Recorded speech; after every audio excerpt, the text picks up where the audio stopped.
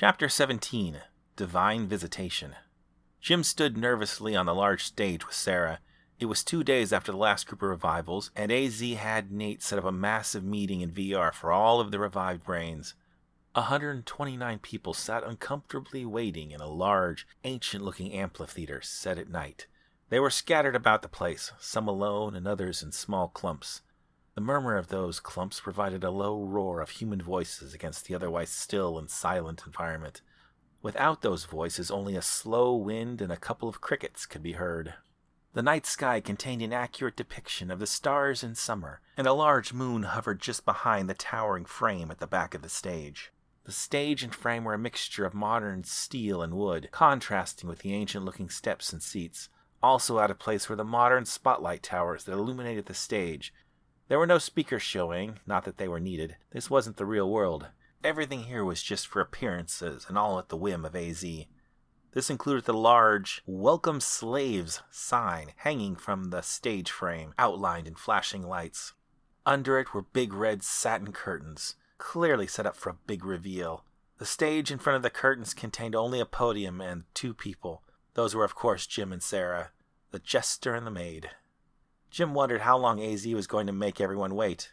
Noting his flair for the dramatic, it could be hours. He might be at lunch now, decide to catch a movie later, and show up sometime after midnight.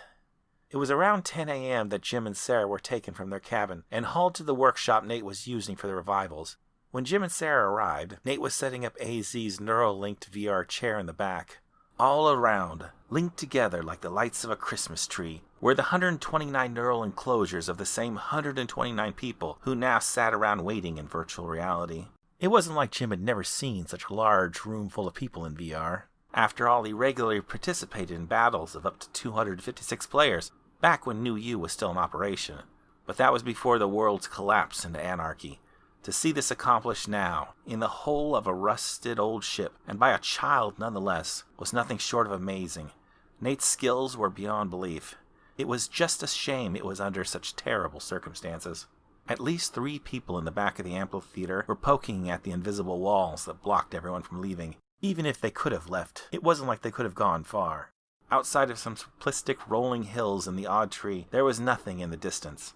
While mountains could be seen, they were obviously flat. Just fake cutouts for a fake horizon in a fake world. A group approached the stage. Jim and Sarah likewise moved to the edge of the stage to meet them, but then Jim suddenly banged his head on yet another invisible wall. It's not like it actually hurt, but the suddenness gave Jim a bit of a shock. Noting AZ's attention to details, he really should have known they would be caged on the stage, unable to leave. "Are you okay?" asked Sarah as she leaned in closer. "Yeah, I really should have expected that," said Jim as he rubbed his head. Even rubbing his head made him feel dumb. What was he rubbing? Was the stupid gonna go away?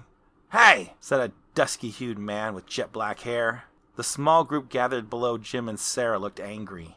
This wasn't unusual for the 129 people gathered. They were all mixtures of afraid, distraught, and angry. This group, though, was mostly angry. Jim recognized the man from the first group of revived neural encasements. "Why are we here, and what's the point of this theater thing?" demanded the man. "Hello again," said Jim somberly. "We're here because I think AZ wants to address everyone as a group." "And who's AZ?" demanded a short, red-headed woman. "He's the leader of the gang that currently holds our neural encasements. Please don't do anything to upset him. He isn't a man you want to irritate," said Jim. "I'm not a man you want to irritate," said the dusky man. "You tell your boss to get out here, and I want to talk to him." "Yeah, go get him, clown," said the redhead. "And for the love of God, tell your sex doll to put on some panties." With that, Sarah quickly grabbed the edge of her short maid skirt and pushed it down between her legs. Jim fought not to smirk as she looked at the people in shock. It was funny, though. Neither Jim, Rick, nor even Nate ever mentioned the embarrassing outfit AZ forced Sarah to wear. They didn't want her to suffer, but they did notice it. "Please do not upset AZ. He's the reason we're dressed like this, and if he chooses so, he can do much worse to you," said Jim as he stepped in front of Sarah. "Are you threatening us?" "We don't take kindly to threats," said a tall, tan, blonde man behind the dusky man. He pointed at Jim with his finger like a weapon, and the look in his eye was one ready for a fight. Jim threw up his hands and said, "Look, I'm just as much a hostage as any of you. I don't set the rules or have any control. I'm trying to do what's best," started Jim. But then he was suddenly cut off by a booming voice all around the amphitheater. It sounded like an announcer from a pro wrestling ring. Ladies and gentlemen, boys and girls of all ages, put your hands together for your Lord and Master, the greatest man you've ever known, the handsome, the powerful, the all-knowing God of your little pathetic world, the magnificent A.Z. The lights flashed and colored spotlights shot all over the stage.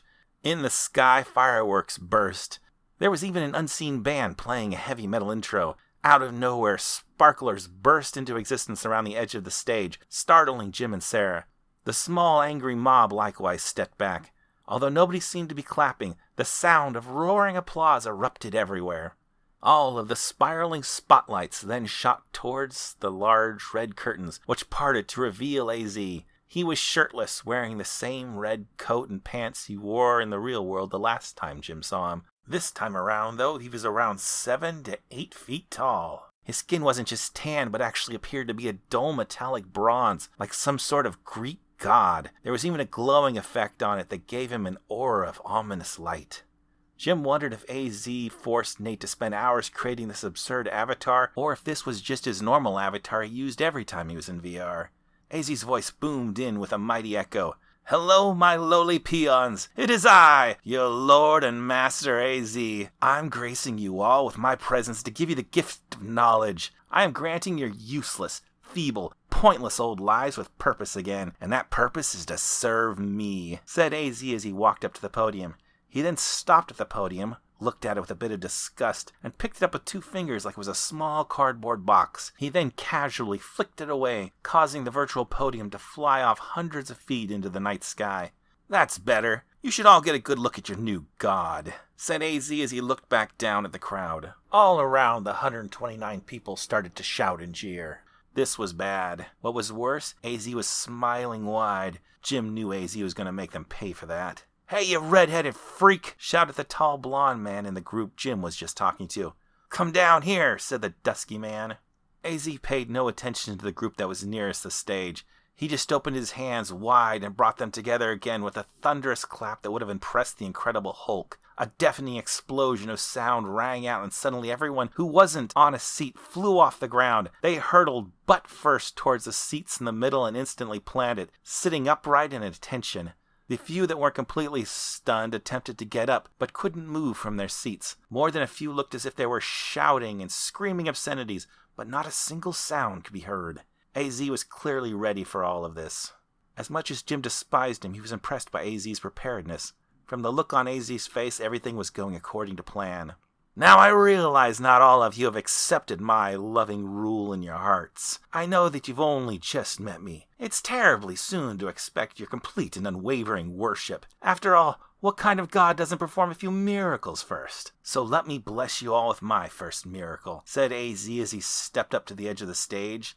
Then he clicked his fingers. Suddenly everyone in the audience doubled over in agony. No one could move their butts from the seats, though. They were all glued in place where they sat, just crumpled up in pain. Jim and Sarah didn't feel the pain, but both were in shock at what they were witnessing. In unison, Jim and Sarah both started to move towards A.Z. to beg him to stop his assault. But as they attempted to move, they both realized they too were pinned in place. It was as if their feet were glued to the stage floor. Jim and Sarah started to yell at each other in desperation, but neither could make a sound. A.Z. looked at his captive audience, smiling wide. He slowly looked around the agonizing crowd, and then looked back at Jim. He gave Jim a wink, lifted up his hand, and snapped his fingers again. All at once, everyone in the crowd stopped writhing in pain. "That was the gift of clarity," said A.Z. as he turned back to the crowd and put his hands behind his back. "I have full access to your sensory nets, thanks to the help of J-Star's little friend," said A.Z. as he motioned towards Jim. Jim could feel all 129 sets of eyes fall on him with rage. That bastard. A.Z. even made certain Jim and Sarah were visibly spared from the pain. If Jim had been playing chess with A.Z., this was check. "I can turn on and off pain to every part of your fake bodies at will. Think of it like a shock collar for a little yappy dog. Only in this case, you're my little dogs. Isn't that right, J-Star?" A.Z. double-tapped his throat, and suddenly his voice stopped booming out across the theater. He smiled and looked back at Jim. In a whisper Jim could tell only Sarah and himself could hear, A.Z. said, "So who's an original now?" Then A.Z. double-tapped his throat again, and suddenly his voice was back to booming and godlike. "My second gift to you is purpose," said AZ. Then he tapped his right middle finger on the palm of his left hand. Out across the audience, a small gift box appeared out of thin air in front of each and every person. With a puff of confetti and the sound of a kazoo, each fell into their laps. Some people started opening their boxes immediately, but many did not. "Please open your gift. You know what'll happen if you make me wait," said AZ ominously. With that, everyone quickly opened their little gift boxes and pulled out a little tablet, similar to the one Nate had created for Jim, Sarah, and Rick to communicate with. "Now, if you'll be so kind as to list every sort of skill you might possess. Please skip all the useless ones you'll need a body for. Those of you with useful skills will comprise B team. Those of you without any useful skills will comprise C team. And of course my good friend J-Star and whoever you are," he said as he pointed weakishly towards Sarah, "are my A team. We're looking for skilled drivers, so don't forget to mark that down," said AZ.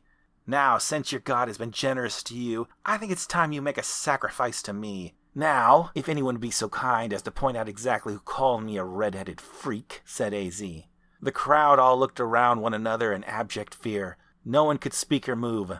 Eyes darted back and forth until finally the red-headed woman who had been near the stage earlier pointed at the tall blonde man seated in front of her. Seeing her betrayal, the dusky man did the same. The blonde man couldn't see the two pointing at him, as he was in front of them, but he could see all the eyes suddenly turn to look at him, wide with fear. He looked around as best he could, unable to move his butt even a little, and saw the redhead. She nodded to the other side, and the blonde man turned to see the dusky man point at him as well. Both of them looked away from the blonde men, but continued to point. The blonde man's panic was only matched by his rage at the betrayal. He tried to curse them, but no sound came out. "Thank you, my loyal peons," said AZ in his booming voice. AZ put out his hands in a T pose, palms up, and floated off the stage into the air. With small hand movements Jim could barely see, AZ guided his avatar through the air, floating godlike over the crowd to the man. AZ then landed in front of him.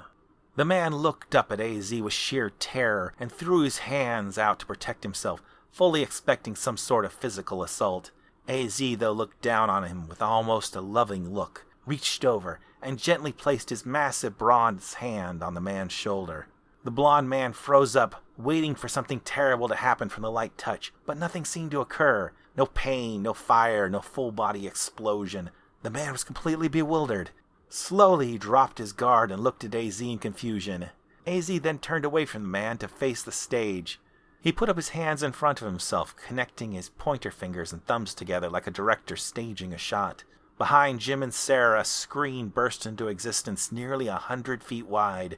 It showed a room full of neural encasements back in the real world. One of the encasements had a bright green light on top of it. AZ then said, "Okay, boys, take that one out." Somewhere out of camera frame a man said, "On it, boss." The blond man desperately waved his hand, silently begging for his life. It was clear what was about to happen. It's not like he could recognize his encasement from dozens of others scattered about the room, but it was painfully clear whose had the green light.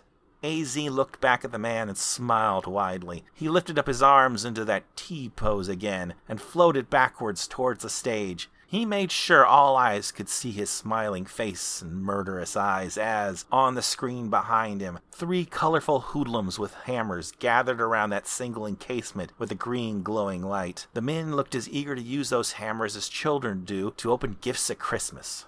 AZ's foot touched the stage as the first hammer hit the case. The crowd of people looked back and forth from the screen to the blond man as the case crumbled under the blows of the gang. The blond man spasmed wildly, his eyes flickering, every part of him twitching as the 3 gang members tore open his case. Fluid and sparks shot out as the hammers ripped into the thin sheet metal. The blond man convulsed wildly, despite his butt still being glued to the seat.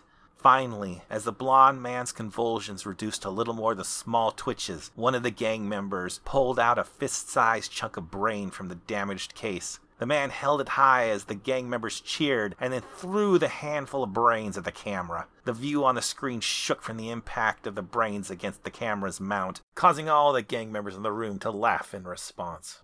Jim and Sarah could do nothing more than the rest of the crowd to stop the killing. Everyone but AZ just looked at the screen in horror. Some of the people in the audience were silently retching, unable to throw up but still trying. Jim knew the feeling well. All right, boys and girls, your god has grown tired of you. Fill out that form right away. You know what can happen if you displease me. AZ put both of his hands on his head and pushed upwards. In an instant his avatar evaporated. In that same moment the sound returned and everyone could move again. Some people dropped to their knees and others just roamed like zombies. The sounds of crying and screaming filled the air. Jim walked over to Sarah and they embraced. Tears were streaming down Sarah's face. Jim's eyes were simply locked in disbelief. He thought about addressing the crowd, to say something that could relieve this horror show even slightly, but what words could equal their despair? Worse yet, this was likely only the start of their suffering.